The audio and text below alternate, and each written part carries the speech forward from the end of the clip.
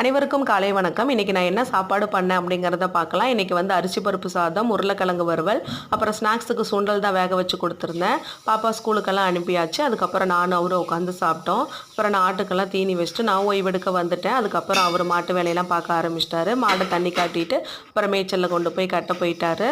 நானும் ஆடு மாடு மேய்க்கெல்லாம் முன்னாடி அவர் கூட போயிடுவேன். இப்போ தான் போகிறதில்ல. ஏன்னா மழை பெஞ்சிருக்கனால கொஞ்சம் சேராக இருக்குது, அதனால போக முடியறதில்ல.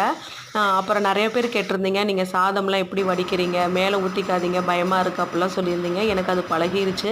நான் எந்த வேலை செஞ்சாலும் அதில் கவனமாக தான் இருப்பேன். அதுவும் அடுப்படியில் வேலை செஞ்சு முடிக்கிற வரைக்கும் ரொம்ப கவனமாக தான் இருப்பேன். அப்புறம் ஸ்லாப்பும் வந்து நீங்கள் கொஞ்சம் இறக்கி வச்சுக்கோங்கன்னு சொன்னீங்க, அது செய்யணும். ஆனால் அதிலே இப்படியே செஞ்சு செஞ்சு பழக்கமாயிருச்சு. எனக்காக நீங்கள் வந்து அக்கறை எடுத்து சொன்னதுக்கு உங்களுக்கு ரொம்ப ரொம்ப நன்றி. அப்புறம் இந்த வீடியோ பிடிச்சிருந்துச்சுன்னா லைக் பண்ணுங்கள் ஃப்ரெண்ட்ஸ், ஷேர் பண்ணுங்கள் ஃப்ரெண்ட்ஸ். பாய்.